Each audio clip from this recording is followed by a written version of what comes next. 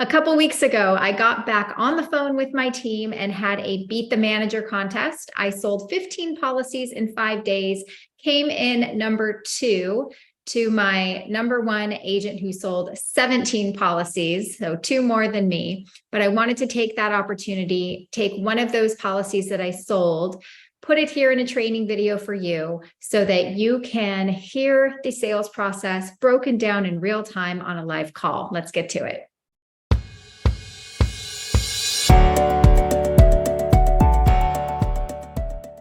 The call I picked out for us to break down today was a transfer. On my team, we do generate several hundred transfers per day internally. Our number one problem is we actually have more transfers and leads than we have agents logged in to take them. So if you're struggling on finding opportunity, spending too much money on leads, you want to be overwhelmed and flooded in leads, we might be the solution for you. Feel free to schedule a discovery call with me. We can discuss it more. So this lead, the reason I chose it, he was very, very resistant. He didn't have a very positive attitude. He was very closed off. And I want you to hear how I was able to take this person from being closed to being open and ultimately helping protect his family. Here we go. Hello, Dina. What? Yes. Hi, can you see David's information on your end? Yes, I can. Okay, go ahead. Okay. Whatever. So, David, we already have Dina on the other line. To assist you further, have a great day to both of you. Goodbye. All right. Hi, David. My name is Dana, and I'm a licensed agent in the state of Illinois. I just have to let you know our call may be monitored and recorded today, okay? Okay. So I understand that we want to possibly get some information on protecting your family if you were to pass away. Is that correct? Whatever. All right, so let's just stop there.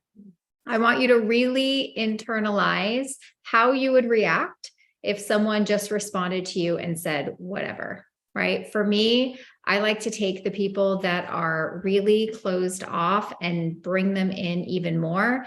There's a reason why they're reacting to me that way, and it has nothing to do with me. Right? It has everything to do with them and their past experiences with salespeople or insurance people. Okay. So you got to bring those people in even closer.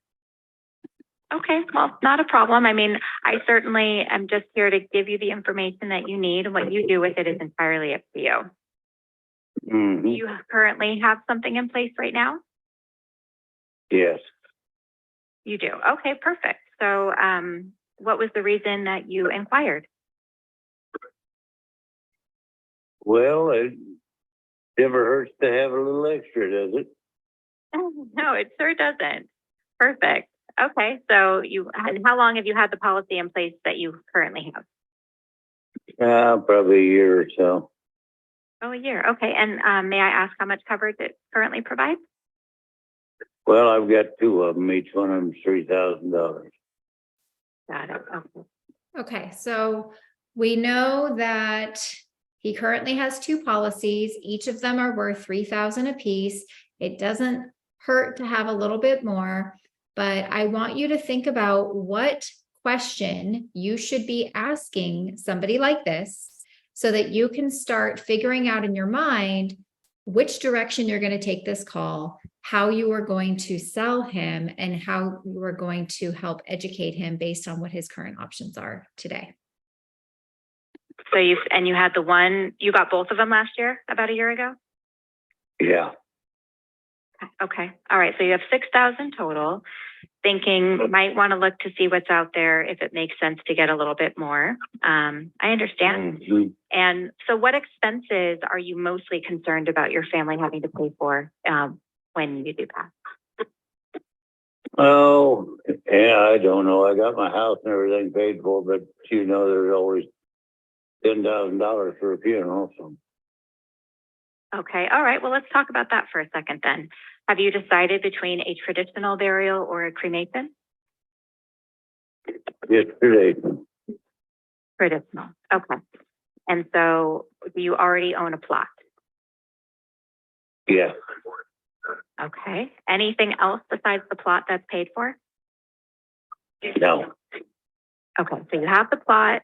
So what would remain would be the headstone, the casket, the opening and closing of the plot may be included if you already have the plot. Do you know? Yeah, I don't know whether it's included or not, but the person that does that is a very good friend of mine, so I'm not going to be charged for it. Oh, wonderful. How long has he owned the funeral home? No, he doesn't own the funeral home. He runs a service that digs the graves and closes them. Oh, got it. Okay. So then just the casket, the headstone, and maybe transportation and a service? Yeah, okay. So you have 6,000 now. So possibly, if it's affordable, you'd like to see what something that could get you maybe up to the 10,000 would cost. Is that correct? Yeah. Yeah. Okay. And so who in your family will be in charge of going down to the funeral home and making all those arrangements, David? My wife. Oh, okay. And are we also going to be looking at something for her as well? She's already got a good policy. Oh, wonderful. Okay. And is she happen to be there with you? Yeah, she's busy right now. She just got out of the hospital, so she's not feeling real well. So in the event, God forbid, your wife goes before you, who would be second in line to take care of it? It would be my probably my son, Robert, Your son, Robert, or my granddaughter, Kelsey. or granddaughter, Kelsey. And if what I'm hearing is correct, it's really just the most important thing that they don't have to come out of pocket to pay for any balance, not necessarily to leave Right. your money. Right. Is that right? Right. Right. Okay. All right. So what I'm doing here is very subtle, but it's very important, right? When I'm listening very carefully to everything he's telling me, and I'm repeating it back to him to make sure that I got it right. Because so far, he said his house is paid for, he just wants to have maybe up to 10,000 to pay for the funeral. And he really doesn't want to leave anything extra to his family. But the fact that I was able to restate that to him is going to make him think that I'm listening, I'm paying attention, and I'm moving the conversation forward in a way that makes sense, right? He's not annoyed with me that I'm asking questions.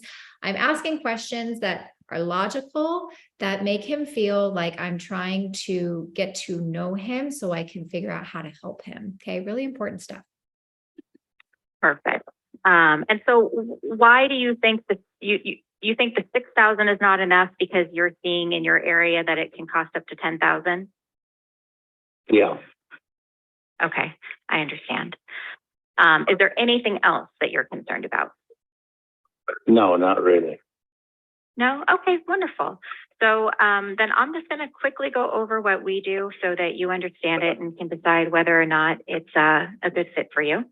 I'll ask you some quick health questions to figure out what you qualify for, and then I'll give you a few options, and then you can let me know what you'd like to do next. Does that sound fair? Mm-hmm. Okay. I promise I'll make it painless, David. And again, my name is Dana, if you didn't catch that. So I just want to share with you that our agency represents Lincoln Heritage Life Insurance Company. Have you ever heard of them? No. No? So they have been No. offering final expense insurance for 60 years. They just had their 60th anniversary this year. And they only offer what's called whole life policies as opposed to term life policies. Now, do you understand the difference between the two? Has anyone ever explained that to you? Not really, no.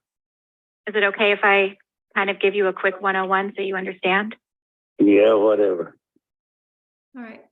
So we're back to the whatever, right? I got him to open up a little bit more, but I also want to make note that I purposely didn't ask him too many emotional questions because he was very kind of standoffish from the beginning. And I want to make sure that my questions are logical and they make sense. Now we're back to the yeah, whatever. So I want you to think about, what would you say to someone who just said, yeah, whatever to you again? Would you just continue on in your script and ignore that it even happened? Because I'll tell you, that's what most agents will do. Be honest with yourself. You probably wouldn't know what to say to that. So you would just say, okay, and move on. Me personally, I like to address it. So that way I can squash whatever is going on. So that way the customer is more open to hearing what I have to say moving forward. Okay. Okay. Well, just real quick, David, I'm sorry if I said or did anything to offend you. Well, you haven't. Help you. Yeah.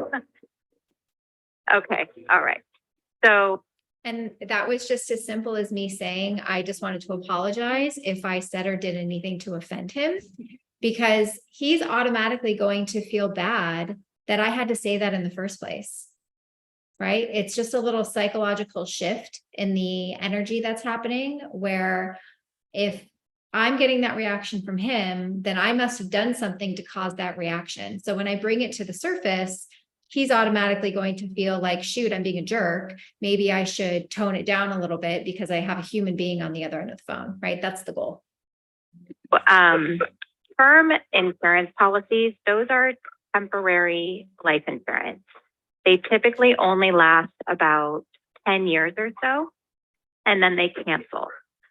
They also can tend to have price increases every year or every few years, and sometimes people have to cancel them before the term cancels because it goes up so much in price they can't afford it anymore.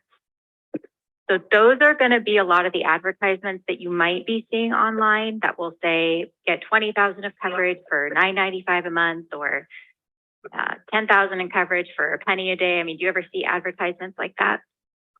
Oh, yes. Yes. Okay. Like, So his reaction to that, if you would have made the decision to just skip through this section because you didn't know how to react to his behavior, you will have missed out on an opportunity to really help educate someone. Because remember, the point of talking about the differences between term and whole life isn't for them to understand that term is temporary and that whole life is permanent. That's not the point. Okay. The real point is to squash the advertisements that they see online. So that way, when we get to our quote at the end, they aren't comparing us to those ads anymore. Right now, they have realistic expectations for what our price will be.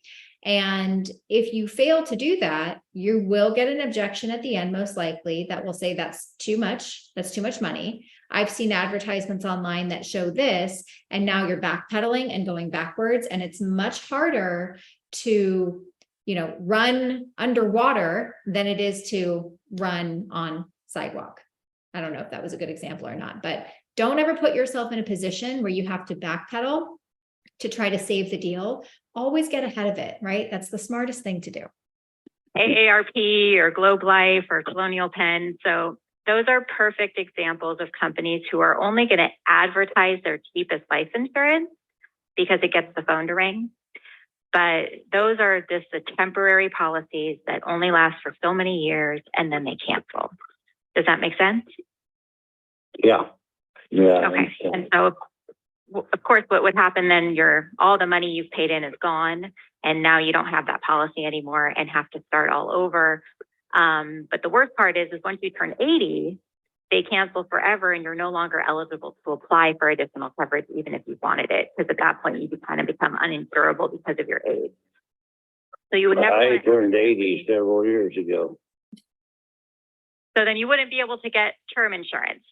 But you would still qualify for whole life insurance as long as you can get approved up to the age of 85. Well, I'm 83. Oh, perfect. 9/10/39. 9/10. 9/10/39. What's the life expectancy in your family, David?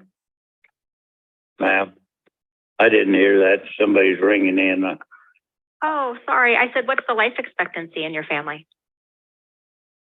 Well, but all my bloods be at least 90. Oh, okay. What about your wife's side? My wife's side was well into their 80s, so Well, and is she about the same age as you? she's 7 years younger than me. Younger. Okay. So you may just want to double check her policy just to make sure she doesn't have one of those ones that will cancel at age 80. No, she doesn't. This is a policy that her mother started years and years and years ago, and they still charge premium, but it's a good company. Oh, good. Is it like Gerber? Like one of those policies, like a Gerber? No, I don't. What is your life insurance company, Rita? Royal Neighbors. Oh, yeah. Okay. Perfect. Well, good for her. All right. So then whole life, of course, is the easiest one to understand. It's the exact opposite. They typically provide smaller amounts of coverage, like the $3,000 policies you have now. I'm assuming those are probably whole life. And they never go up in price and they never cancel at any age. So those are the only types of policies that you would ever want to consider, especially if the goal is to pay for a funeral, because we don't have a crystal ball and we would never want to get something that we could outlive or have to cancel because of a price increase. So I just want to make sure we're on the same page with that. Okay, perfect. So you could, as you know, you could get a whole life policy anywhere, right? There's a lot of companies that offer whole life policies, but there's a couple of things that make Lincoln Heritage a little bit different. And the first thing is that when someone passes away, we typically pay out within 24 to 48 hours prior to even receiving the death certificate. So most life insurance companies typically take somewhere between 4 to 6 weeks to pay out because of the claims process. Were you aware of that? No. Okay. So if you have these two $3,000 policies and it took 4 to 6 weeks to possibly pay out because of the claims process, would there be an alternative? Would there be some money there to at least pay 50% of the funeral while they're waiting for that money to come in? Well, I would imagine that my son could, but I don't want them to if they don't have to. Okay. All right. So Lincoln Heritage works with a nonprofit organization called the Funeral Consumer Guardian Society. And they were founded in the late 80s, early 90s as a way to advance families the death benefit on the life insurance before the death certificate is received. So what they'll do is they'll contact your funeral home and they'll send the funeral director a legal document, a DocuSign, and it serves as a promise to send us the death certificate once they have it. Because that can sometimes take at least a week or two, depending on how busy they are, right? And so that legal document is all we need to go ahead and advance within 24 to 48 hours of someone's passing. Not typically the insurance companies will advance 24 to 48 hours after the claim is approved. So there's a really big difference there. And when it comes to paying for a funeral, you definitely want to make sure your family has the money right away and they don't have to wait. So that would be the first thing that would make us a little bit different. But the other thing they do is they will make sure that your wife and your son are not overcharged or emotionally overspending for the cost of the rest of what they have to pay for. So we've talked about earlier that you want a traditional burial. So that would mean you would need a casket. Yeah. Okay. So there's a really popular casket right now. It's a light blue 18 gauge steel Batesville casket. And the funeral homes typically charge anywhere between $3,000 to $5,000 for these types of caskets. Because they're in a business, right? They need to make a profit to stay in business. But how much do you think it costs them to buy this particular casket? Probably $100. Well, a little higher than that. It costs them about $900. So part of what the Guardian Society will do is they will try to negotiate the pricing on your wife's behalf. So, when people are grieving, they don't feel like it's appropriate to price off or negotiate things. Right. So the Guardian Society will buy the casket and have it shipped with next day air for about $1,500 to $1,700 if the funeral home won't do anything for the price. So right there, we're going to save a couple $1,000s just on the casket. But the one thing that they'll do is they will request the invoice to be faxed or emailed to them, because by law they have to. And they'll go over the entire contract, line item by line item, and make sure there weren't any nefarious things that were added. You wouldn't believe the amount of additional items that aren't necessary or fake taxes that are put on there. And I'm not saying that your funeral director would do that, but just in case something was on there that maybe your wife or your son didn't need, they don't have to make those decisions while they're grieving, and they can't really make decisions while they're in the right state of mind. Mm-hmm. How long have you guys been married for? 48 years. Okay, so that's older than I am. I'm 42. And I could not imagine, you know, what it would be like. I've only been married to my husband since 2010. I could not imagine having to focus on what I'm being charged for his funeral while I'm grieving the loss of him. And so just to know that there'll be an advocacy company working at no cost to make sure that they're not being overcharged or taken advantage of, and that your policy will go further than it would on its own, is kind of the whole reason why the Guardian Society was founded. Do you have any questions you want to ask me about that? No, not really. No? Do you like the idea of that? Yeah. Mm-hmm. Yeah? Okay. So I'm going to pull up an application now. Okay. So just understanding the parts of the sales process, if you've watched the 7-part sales series, putting it into action is really cool to see, right? Because you have discovery, where I learned about what he has, why he feels like it's not enough, who's going to be in charge, what expenses he wants to take care of. There were definitely some things that I've left out, and a lot of that had to do with the fact that he was very close. So I didn't want to do anything that would offend him or make him want to hang up on me. Then we go into education and squash the advertisements that they see online. And what that does is create credibility in me. The discovery and the education is going to make him like me, trust me, lean into me, and make him feel like I'm the one that actually cares about what he's looking for, because I'm putting his interests first. Then when I leave that and I say, you know, you could get a whole life policy anywhere, but I'd like to kind of share with you what makes us different. Now I'm putting credibility and trust in the company. So we have credibility and trust in me, and we have credibility and trust in the company. You put those together, and you've taken them to a point where they've been very closed. Now they're very open, and it really wouldn't make sense for him to go anywhere else unless my price was crazy, crazy expensive. And believe it or not, contrary to popular belief, Lincoln Heritage really isn't that much more expensive than a lot of the other carriers that are out there.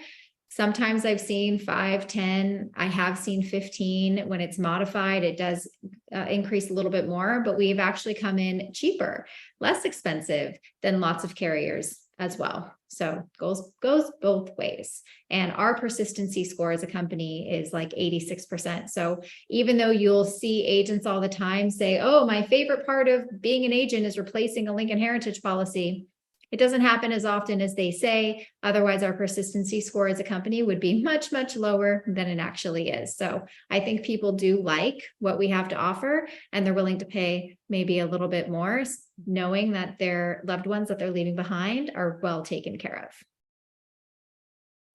And we're going to go through those health questions. Now, do you happen to know, David, if either of your $3,000 policies include any additional coverage if you pass away from an accident? Yes, I think they do. I'm not 100%. So I've just skipped all the health questions for privacy purposes. He answered no to all of the health questions, and now I'm about to tell him what plan type he qualifies for. Been positive, but I'm sure they do. Okay. So I'm just going to tell you what ours is, and you let me know if you want me to include it or if you want to decline it. If you wanted to include it, it would be, let's see. It would be an additional $11.25 per month based on your age. So if you passed away from an accident of any kind, your wife and your son would get an extra $25,000 on top of whatever policy. If it was from a car accident, they would get an extra $50,000. And if it was from a common carrier or public transportation, they would get $100,000. Do you ever travel or go on vacation, or do you pretty much stay home? No, ma'am, I drove a tractor trailer over this United States for 60 years, so I don't travel much anymore. You're I done. stay home. Okay. All right. So, would you like me to remove that or include that? No, you could include that. Doesn't sound like it'd be a good thing. Okay. So just remember, it's $11.25. So I'm going to include that in the cost of the premium. Or what I'll do is I'll give you the quotes for the premium by itself, and then we'll add the $11.25 if you want that. Okay. So you have 6 because of what the Guardian Society can do to help negotiate the pricing. You may not need to get all the way to the 10,000, because when you get your final wishes guide from us, we want you to put on there your policy numbers from your other policies with the amounts, so the Guardian Society knows what they're already working with and can help negotiate the pricing based on what you already have. So you might be okay with even another 2,000, 3,000. You may not need to go all the way to 4. Does that make sense? Yeah. So I'm just going to start with like an extra 2,000 so you can get an idea of the pricing at this point. And that, Okay. This is a perfect example of giving people quotes for what they might need compared to what they want, right? I am setting up realistic expectations because an 83-year-old male is going to be expensive, even if you're in perfect health, no matter where you go, simply because of his age. And so if I can help him feel comfortable getting less than what he originally wanted, then I won't have to overcome that's, too expensive if I start right at the 4,000. I prefer to start a little bit lower, leverage what the Guardian Society can do for him and his other policies that he has, to try to make sure that it does fit within a comfortable budget. Okay. It's really important that you manage expectations before you give quotes. would be $41.16 per month. Oh, and by the way, if you do get approved for this, David, there would be no waiting period. Are you familiar with the waiting period that a lot of insurance companies have? Yeah. Okay. 2 years. So yeah, this would have no waiting period. If you have, Which is true. Anybody that qualifies for final expense with Lincoln Heritage, and this could be with other companies too, but it doesn't matter your age, it would be immediate coverage, no waiting period. So I think there's some people that automatically assume that our policies are all waiting periods. They're not. Immediate coverage. can answer no to all those health questions and nothing shows up on your prescription report. As soon as that first payment is made, it's immediate same day coverage, no 2-year waiting period. Right. Okay, so before I go any higher, the 2,000 was 4116. That does not include the 1125 for the accidental. So that would be 5241. How does that feel before I give you other options? That doesn't sound too bad, actually. I really don't think that we should go higher than that because I'm very, very confident that with the advocacy program, working for your wife and your son, you're not going to need to overspend in insurance and they're not going to need to overspend for a funeral. Right. Okay. So then the next step would be to get our underwriting department on the line. I will not go anywhere just to make sure it's approved. But before we do any of that, is the phone number we're talking on, David, is this a cell phone number or a landline number? It's a cell phone. Cell phone? Does it get text messages? Yeah, Would it be okay with you if I sent you a text message right now with my business card attached? yeah, Yeah? Okay. So let me send that real quick. And that was 309. yeah. Okay. So let me send that really quick. This is Dana. And then this is coming from my personal line. The business card, if you blow up the picture, has my agent number on it, my direct contact information, the website for the company, and a picture of me and my family. Do you want to put me on Okay. speaker to make sure that you got it?